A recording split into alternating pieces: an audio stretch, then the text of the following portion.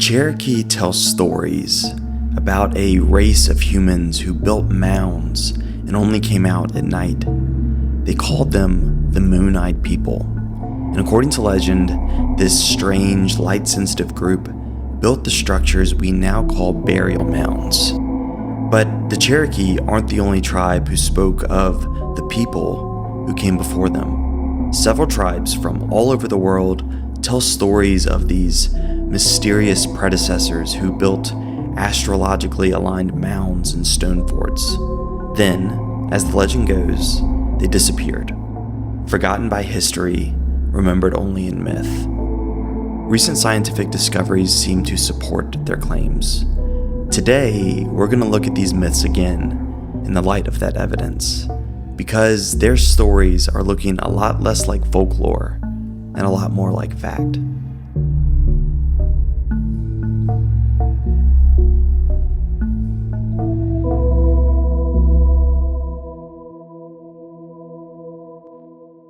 The accounts that I'm about to tell you may sound strange, and they are easy to write off as myth until you realize just how many tribes across the Americas are saying nearly the same thing. They all talk of pale-skinned giants and red-headed cannibals and cave-dwelling builders who came before the people we now call Native Americans. And then there's the part that no one can explain.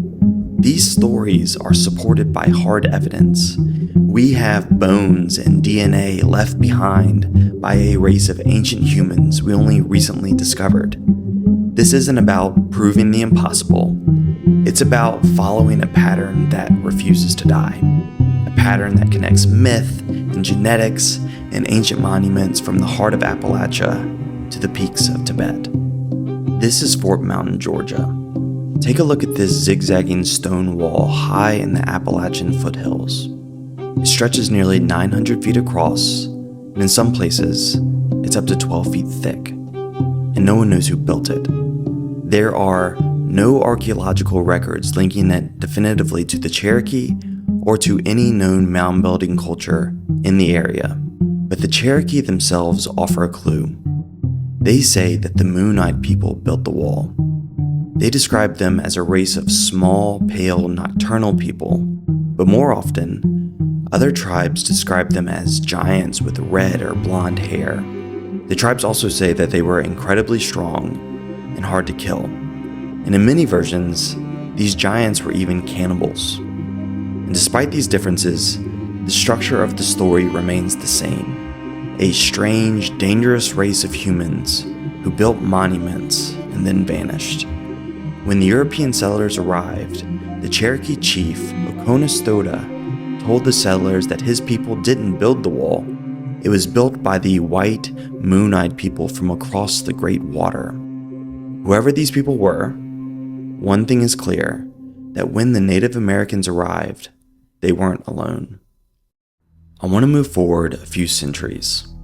In 2010, halfway around the world in Siberia, scientists uncovered a finger bone and two massive molars. These teeth were so large that at first, researchers thought that they came from a bear, but they came from a human. It was just a type of human that we had never seen before. We now call them Denisovans. The molars from this Denisovan are enormous. Take a look at how they compare to a normal tooth. They don't resemble Neanderthal teeth either. Then, just 9 years later in Tibet, scientists found a mandible bone that is 160,000 years old, and it has Denisovan DNA. And as you would expect, it's huge.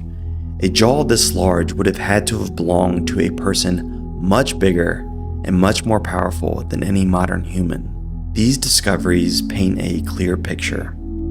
Denisovans weren't just slightly different, they were built for extremes. Stocky, broad-faced, powerful. Scientists estimate that they could have stood as tall as 7 feet tall or maybe even taller. Now imagine running into somebody like this. Here's a quick size comparison to a 7-foot tall man standing next to a 5-foot tall woman, which would have been about the average size of a Native American man at the time. To the natives, this would have not been a big person, this would have been a giant. For decades, scientists thought Denisovan ancestry was limited to Australia and Asia. People like the Papuans or the Aboriginal Australians or the Malaysians, all of these groups have about 4 to 6% Denisovan DNA. But in 2015, a genetic study found that Native Americans and Amazonian tribes carry Denisovan DNA.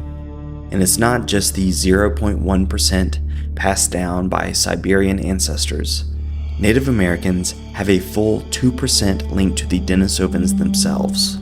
But this shouldn't be possible because it doesn't match any known migration pattern that we're aware of.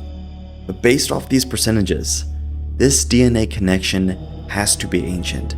This proves that Denisovans, or a deeply related Denisovan group, made it to America long before the people we now call native.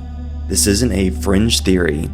This is peer-reviewed science, and it opens the door to human origins and civilizations far older than anything that we've previously imagined. I want to take a look at a few more accounts of giants from Native Americans. In the Mississippi Valley, the Choctaw tell stories of the Nahulo, who were white-skinned cannibal giants. And when the Europeans arrived, the Choctaw called them Nahulo because of their white skin. In the Southern Plains, the Comanche remembered giants that were 10 feet tall. In the Southwest, the Navajo speak of the Star Snake people, who were pale giants that mined the earth and took people as slaves. Farther west, you have the Paiute of Nevada, who told stories of the Sitka, who were red-headed cannibals who lived in Lovelock Cave. In 1924, archaeologists actually went and excavated Lovelock Cave, and they found the remains of red hair. They also found bones that had been cracked open so the marrow could be eaten. And it doesn't stop there. Across Central and South America, ancient legends speak of pale gods that came from the sea or from the sky. I got to speak to ancient civilization expert Tim Alberino about the moment that the conquistadors met the Inca and they were mistaken as gods. When Francisco Pizarro arrived in Peru with his bearded Spaniards, they were also initially perceived as the gods returning.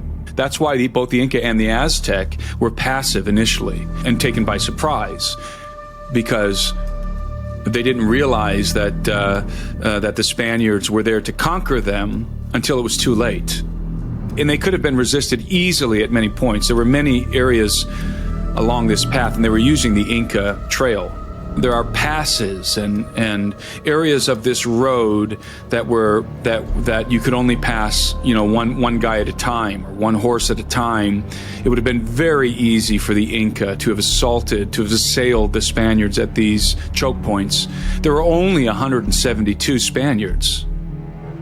The reason why they didn't is because they were not sure who they were, and they suspected that these were the Viracochas, the gods. So they were not going to attack the gods or inhibit their procession through their empire. So in the aftermath of the conquest of Peru, both the Catholic Church and the Spanish crown, the King of Spain, sent chroniclers, and the king's inspectors were sent just to sort of get a survey of their new conquered territory, and also to make sure that the conquistadors were allotting to the crown the royal fifth. And I have read through some of them in the old language, in Old Spanish. I was shocked to find so many accounts of giants. And by the way, these are the historical accounts from which we derive the history of Peru. Stories of not just the natives pertaining to giants, but of the chroniclers themselves and the conquistadors finding the bones of giants all over Peru. They say in the chronicle that they realized that the natives were worshiping something, some idols were in the cave. And so they went into this cave to go and get these idols and burn them. When they entered the cave, the first thing that they found, they say, was the body of many dead Gentiles, many dead natives that had been sacrificed, presumably an act of human sacrifice, to whatever they were worshiping in the cave. But they were surprised when they discovered the objects of worship, because they were not mere idols. Rather, they were giants. When you read the Chronicle, you get the notion, you get the idea that these giants were propped up, maybe seated, they were mummified, and in fact, they were dressed in cumbia. And cumbia is the ceremonial dress of the natives. So you had like these mummified giants dressed in the ceremonial clothes, propped up, seated in this cave, and the natives were worshiping these beings. These were their idols that they were doing this human sacrifice to.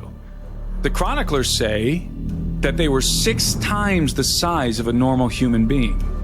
Let's say that in fact that's a wild exaggeration. Let's say they were just twice as large as a normal human being. You're still talking about giants that are over 10 feet tall. These stories, along with DNA evidence, begin to paint a picture. But there's more. The land itself bears witness. At Fort Mountain in Georgia, we have the stone wall that no one can explain. In Ohio, there is a great serpent mound, which stretches nearly 1,400 feet. It has 7 coils, a spiral tail, and a snake's head swallowing an egg. Strangely, the head of the snake aligns perfectly with the summer solstice, and its curves mark lunar events. At the Newark Earthworks in Ohio, there's octagons and circles that span 4 square miles, and the structure itself tracks the 18.6-year cycle of the moon. The alignments are so accurate that modern engineers have no idea how they did this. When Europeans got to the New World, they asked the natives, who built these mounds? And the answer was always the same. They were here when we arrived. Maybe America's first monuments weren't built by the first Americans, but by the survivors of the civilization that came before it. If you're new here, my name is Taylor McMahon, and if you want more stories about the lost and forgotten parts of our world, please subscribe and turn on notifications. Right now, my stats show that 97% of my viewers aren't subscribed, so even just a small increase in subscriptions helps me out tremendously.